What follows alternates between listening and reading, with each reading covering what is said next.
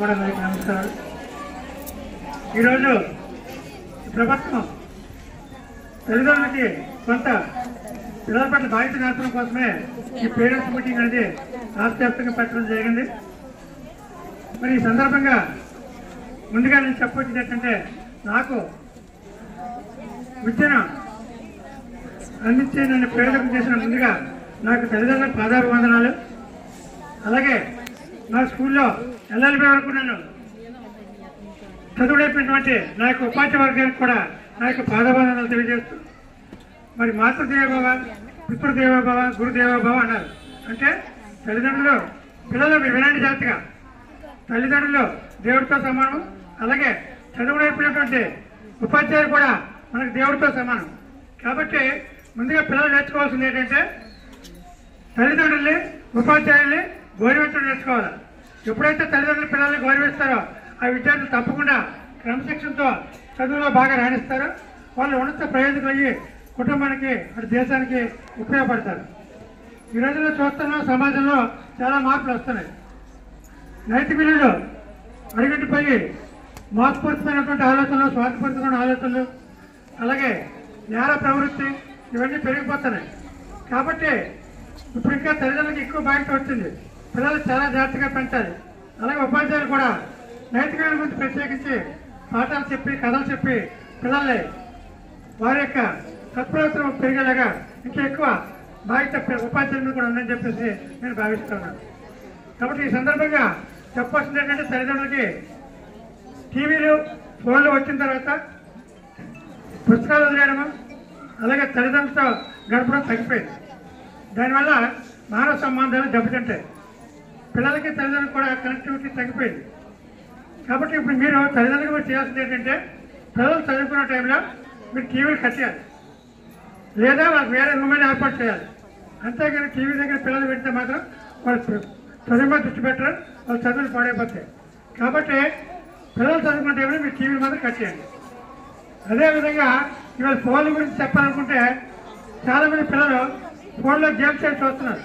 ఆ గేమ్స్ వల్ల వాళ్ళు ఈ నేర ప్రవృత్తి, వ్యసనాలు ఇవన్నీ బ్రెయిన్కి ఎక్కిపోయి వాళ్ళు చెడు మార్గాలకు వెళ్ళేదానికి అవకాశం ఎక్కువ కనబడుతుంది.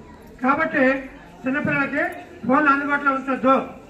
మీరు స్విచ్ ఆపడమా, స్విచ్ ఆగిపోయింది, ఫోన్ ఆగిపోయిందని చెప్పి ఏదో చెప్పి పిల్లలు ఏమార్చి ఫోన్ అందుబాటులో లేకుండా ఉంటారు. అది ఎంత దూరంగా ఉంచితే ఫోన్ కూడా తాగడం ఒక వ్యసనం అయిపోయింది. ఫోన్ లేకపోతే అనలేదు, పేరెంట్స్ని పట్టించుకోరు, పుస్తకాలు పట్టించుకోరు, చదువు పట్టించుకోరు, పాటలు పట్టించుకోరు. అంతా ఫోన్లో వీడియో గేమ్లు.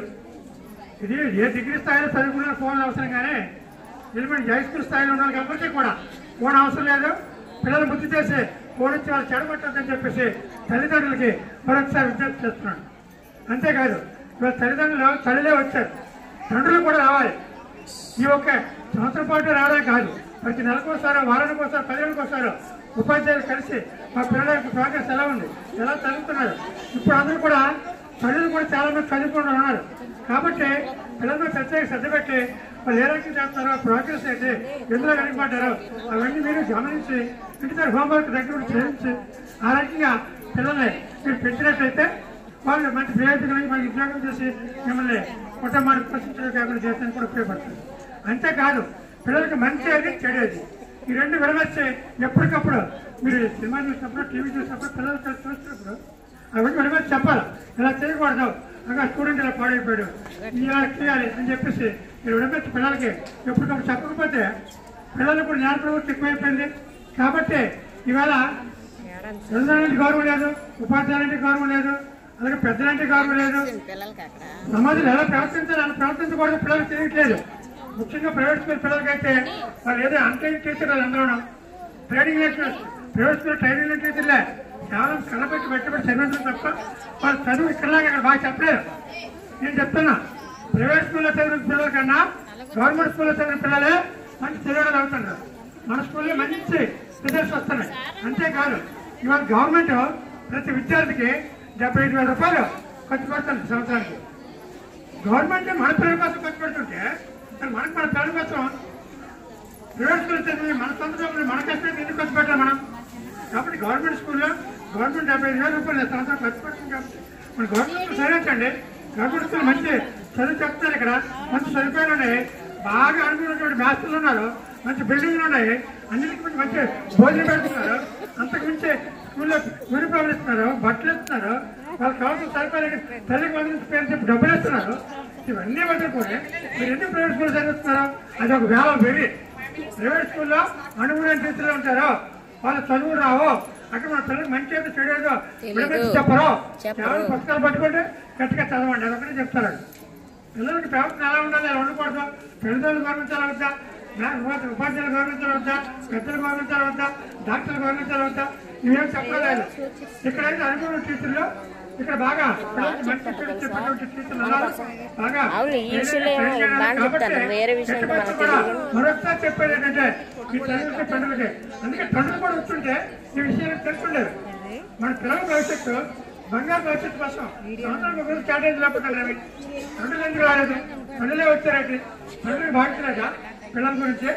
కాబట్టి తల్లిదండ్రులు కూడా ఇద్దరు కూడా నెలకొస్తే స్కూల్కి రండి, మంచి కనుక్కోండి, ఉపాధ్యాయులతో మాట్లాడండి, ఇంటర్ కూడా హోంవర్క్ చేయించండి, వాళ్ళకి మంచి చెడేదో సమాజం ఎలా ఉండదు ఎలా ఉండకూడదు చెప్పండి, వ్యసనాలు దూరంగా ఉంచండి. ఆ రకంగా చేసినప్పుడే ఈరోజు ఏదైతే ఇవాళ తల్లిదండ్రుల మీటింగ్ పెట్టారో ఈ మీటింగ్ సార్థకత ఉంటుంది. కాబట్టి పిల్లలకు మాత్రం తప్పనిసరిగా ఈ పెద్దలు గౌరవించే నైతికత అలవడినప్పుడే వాళ్ళు చదువులో క్రమశిక్షణ ఉంటారు. కాబట్టి ముందు నేర్పాల్సిందే తల్లిదండ్రుల గౌరవం. పిల్లలు మీకు చెప్తున్నా, లగ్గాని ముందు మీ తల్లిదండ్రుల కాళ్ళకి నమస్కారం పెట్టండి, తర్వాత మీ విధులు నిర్వర్తించండి. స్కూల్లో ఉపాధ్యాయులకు నమస్కారం పెట్టండి, గ్రామంలో పెద్దలు కనబడితే నమస్కారం పెట్టండి.